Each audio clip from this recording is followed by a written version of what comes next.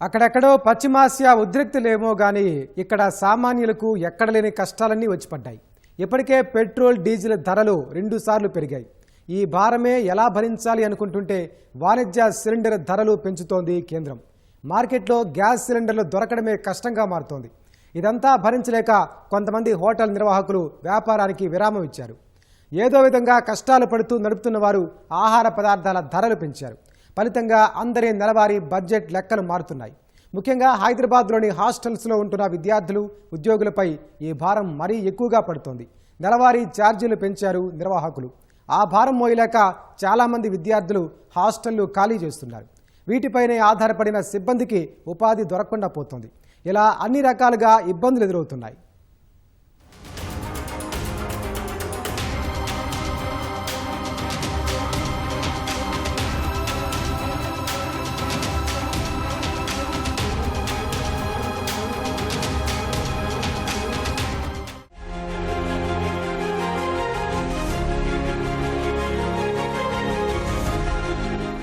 ఈ పాటికే అర్థమైపోయి ఉండొచ్చు ఇప్పుడు దేని గురించి మాట్లాడుకోబోతున్నామో.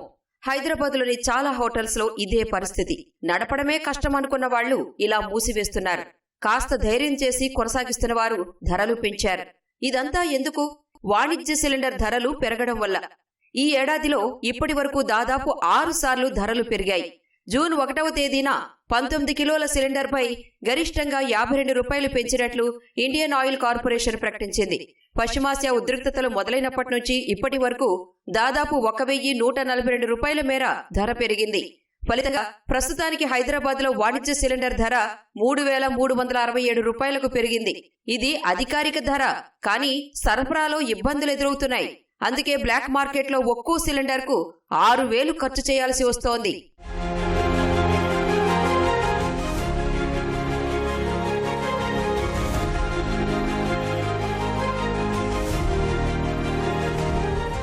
ఖతార్, సౌదీ, యుఏఈ నుంచి భారత్కు పెద్ద మొత్తంలో గ్యాస్ సరఫరా అవుతోంది. అయితే యుద్ధం కారణంగా ఈ సరఫరా వ్యవస్థ దెబ్బతింది. ఇంధన సంస్థలు నిల్వలు పెంచుకునేందుకు ప్రయత్నించాలని కేంద్రం చెబుతోంది. ఈ పరిణామాల మధ్య వాణిజ్య గ్యాస్ సిలిండర్లు లభించడం చాలా కష్టమైపోతోంది. గృహ వినియోగ గ్యాస్ సిలిండర్లకు మొదట్లో కాస్త సమస్యలు ఎదురైనా తరువాత సద్దుమణిగాయి. ఎటొచ్చి వాణిజ్య సిలిండర్లకే అవస్థలు. అందుకే హైదరాబాద్లోని హోటళ్లు, మెస్లు, హాస్టల్స్ నిర్వహణ తలకు మించిన భారమవుతోంది. గ్యాస్ దొరకడం లేదు. దొరికినా ₹1000 ఖర్చు చేయాల్సి వస్తోంది. ఆ ఖర్చు రాబట్టుకోవడానికి ధరలు పెంచక తప్పడం లేదు. ముఖ్యంగా హోటల్స్ గురించి మాట్లాడుకోవాలి. చాలా వరకు ఆహార పదార్థాలు ధరలు పెంచారు. గతంలో ఓ టిఫిన్ ప్లేట్ ధర 35 రూపాయలు ఉంటే ఇప్పుడు చాలా చోట్ల 40 నుంచి 45 రూపాయల వరకు పెంచారు.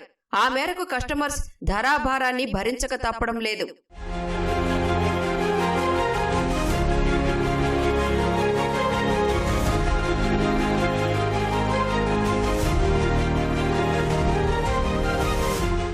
ఆయిల్ సంస్థలు గ్యాస్ సిలిండర్లు సరఫరా చేస్తున్నప్పటికీ మునుపటిలా అయితే ఇవి చాలడం లేదు.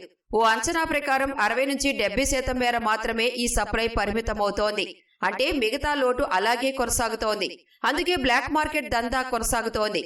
అనధికారికంగా చాలా చోట్ల 5000 నుంచి 7000 వరకు వసూలు చేస్తున్నారు.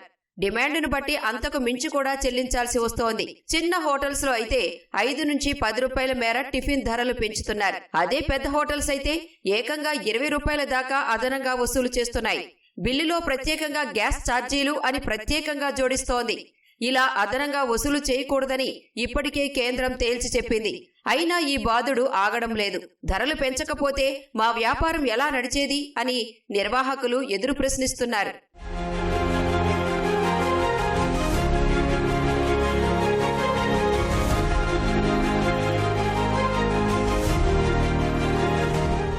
బ్లాక్ మార్కెట్లో అయినా సరే ఎంతంటే అంత చెల్లించేందుకు ముందుకు వచ్చినా అవి సమయానికి రావడం లేదు. అలాంటప్పుడు ఉన్న ఒకే ఒక మార్గం కట్టెల పొయ్యి. ఈ గ్యాస్ ఇబ్బందులు లేకముందు కట్టెల పొయ్యి వాడిన వారే లేరు. ఇప్పుడు ఒక్కసారిగా వీటికి డిమాండ్ పెరిగింది. కిలో కట్టెల ధర 20 రూపాయలకు పైగానే ఉంటోంది. 25 రూపాయలైనా సరే చెల్లించి వాటితోనే వంట చేస్తున్నాయి హోటల్స్. మెనువులో చాలా వరకు వంటకాలు తగ్గిస్తున్నాయి. ఉన్నవాటి ధరలు పెంచుతున్నాయి. ఇక్కడ మరో సమస్య ఏంటంటే కట్టెల పొయ్యి ఎక్కడ పడితే అక్కడ పెట్టి వంట వండడం కుదరదు. విపరీతంగా పొగ వస్తుంది. అలాంటప్పుడు స్థానికులు ఇబ్బందులు పడతారు. ఇవన్నీ ఆలోచించి ఎక్కడో దూరంగా కాస్త ఖాళీ ప్రదేశాలు చూసుకుని అక్కడే వండాల్సి వస్తోంది. అక్కడి నుంచి హోటల్కు ఆ పదార్థాలు తరలించాలంటే మళ్లీ అదో ఖర్చు. ఈ పెట్టిన ఖర్చంతా వెనక్కి రాబట్టుకునేందుకు ధరలు పెంచి ఆ మేరకు వినియోగదారుల నుంచి వసూలు చేస్తున్నాయి ఆయా హోటల్స్. ఇదంతా పడలేక చాలా వరకు హోటల్స్ కు కస్టమర్స్ రావడమే తగ్గింది.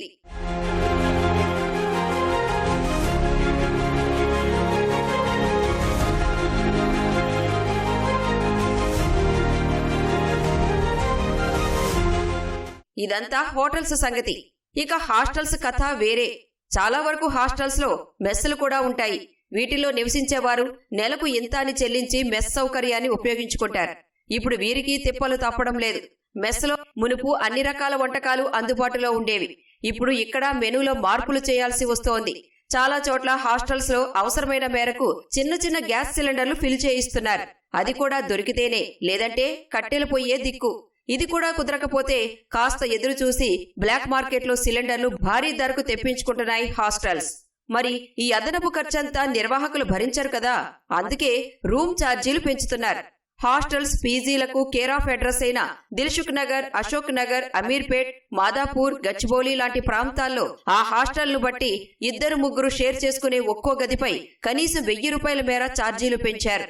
ఇంత మొత్తంలో చెల్లించలేక కొంతమంది విద్యార్థులు, ఉద్యోగులు రూమ్ ఖాళీ చేసి వెళ్లిపోతున్నారు.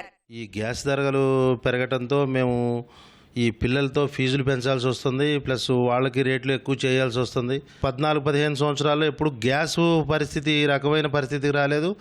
ఈ వాణిజ్య సరుకులు కానీ, కందిపప్పులు, మాకు వీటికి హాస్టల్స్ సంబంధించిన ఫుడ్ వెరైటీస్ అన్నీ కూడా రేట్లు పెరిగిపోయినాయి. రేట్లు పెరిగిపోవటంతో మేము ఈ పిల్లల మీద, ఆ భారం అంతా పిల్లల మీద వేయాల్సి వస్తుంది.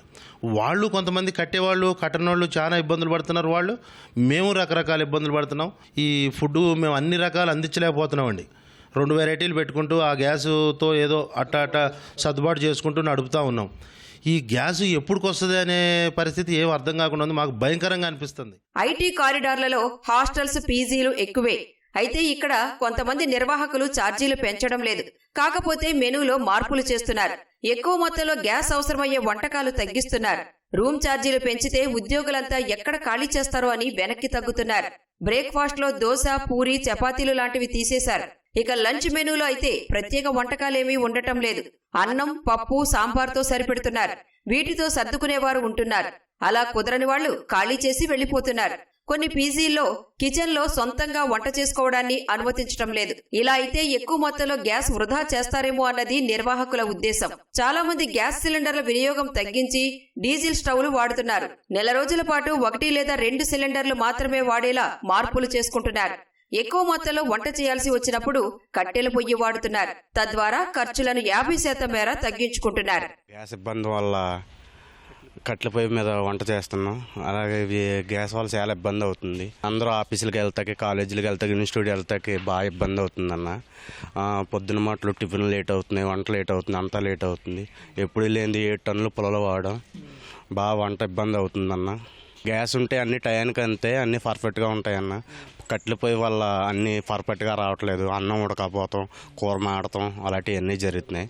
టిఫిన్ అన్నీ టయానికి పెడతలేదు. దోశ, చపాతీ అన్నీ తీసేయటం వల్ల చపాతీ లేదని కూడా చాలామంది వెకెట్ చేశారన్న. హాస్టల్స్ ఖర్చులు ఎలా తగ్గించుకుంటున్నాయి అనే దానికి మరో ఉదాహరణ చెప్పుకోవాలి. ఈ కష్టాలేమీ లేనప్పుడు ఎక్కువ మంది ఉండే హాస్టల్స్ లో 3 పూటలా భారీ మొత్తంలో వంట చేయడానికి నెలకు కనీసం 20 నుంచి 30 సిలిండర్లు అవసరమయ్యేవి. ఒక్కోసారి అంతకన్నా ఎక్కువే వాడాల్సి వచ్చేది. ఇప్పుడు ఎంత ఖర్చు తగ్గించుకుంటున్నారంటే నెలకు 1 లేదా 2 మాత్రమే కొనుగోలు చేస్తున్నారు. మిగతా వంటకు గ్యాస్ పై ఆధారపడకుండా వేరే మార్గాలు చూసుకుంటున్నారు. హైదరాబాద్ లో దాదాపు 11,000 హాస్టల్స్ పై ఈ ప్రభావం పడుతోందని అంచనా. వాటిల్లో ఉంటున్న లక్షల మందికి ప్రస్తుతానికి ఇబ్బందులు తప్పడం లేదు. ఇంతకు ముందు రోజులో టీ, కాఫీలు ఎన్నిసార్లైనా తాగేందుకు వీలుండేది. కానీ ఇప్పుడు ఆ అవకాశం లేకుండా పోయింది. రోజు మొత్తంలో ఎప్పుడో ఓసారి మాత్రమే టీ, కాఫీలు అందిస్తున్నారు నిర్వాహకులు. 8 సంవత్సరాలుగా లేని ఇబ్బందులన్నీ రీసెంట్ గా ఒక 3 months నుంచి వచ్చిన గ్యాస్ ప్రాబ్లం వల్ల, దానికి తోడు అయిన వాటర్ ప్రాబ్లం వల్ల మేము లేనిపోని ఇబ్బందులన్నీ ఎదుర్కొంటున్నాము. పిల్లలకి ఇంతకుముందు పెట్టినట్టుగా అన్ని రకాల ఫుడ్స్, గ్యాస్ ఏదైతే ఎక్కువ అవుతుందో ఒక బోండా కావచ్చు, పూరి చపాతి లాంటివి ఏది పెట్టకుండా కేవలం రైస్ ఉప్మాలతో మేనేజ్ చేస్తే పిల్లలు కూడా తగ్గిపోతున్నారు. దీనివల్ల మాకు కనీస రొటేషన్ కూడా అవ్వట్లేదు. హాస్టల్స్, మెస్, హోటల్స్ లో నిర్వహణ వ్యయాలు పెరగటం వల్ల క్రమంగా నిర్వాహకులు సిబ్బందిని తగ్గిస్తున్నారు. ఉత్తరాది రాష్ట్రాల నుంచి ఇక్కడ ఉపాధి కోసం వచ్చిన వారంతా ఇప్పుడు మళ్లీ ఇంటి బాట పట్టాల్సి వస్తోంది. కొద్దో గొప్ప నడుస్తున్న హాస్టల్స్, హోటల్స్ లో తక్కువ సిబ్బందితోనే ఎక్కువ పని చేయిస్తున్నారు. ప్రత్యేక వంటకాలు తగ్గించడం వల్ల వాటిని వండే సిబ్బంది అవసరం తగ్గిపోయింది. ఆ మేరకు వాళ్లు ఉపాధి కోల్పోయారు. ఇక ఎక్కువ సమయం పాటు కట్టెల పొయ్యి వద్ద ఉండటం వల్ల ఆరోగ్య సమస్యలు వస్తున్నాయి. ఫుల్ ఉండే హాస్టల్స్ సగమే ఉన్నాయండి, ఫుల్ లేరండి. ఇప్పుడు ఫుల్ ఉంటే అసలు ఈ గ్యాసు, ఈ వచ్చే గ్యాసు మాకు 10 రోజులు కూడా రాదు. అట్లాంటి పరిస్థితి చాలా ఇబ్బందికరంగా ఉందండి. ఊళ్ళల్లో అయినా కట్టెల పొయ్యిలు పెట్టుకోవచ్చండి, ఇక్కడ ఏ ఆస్కారం లేదు.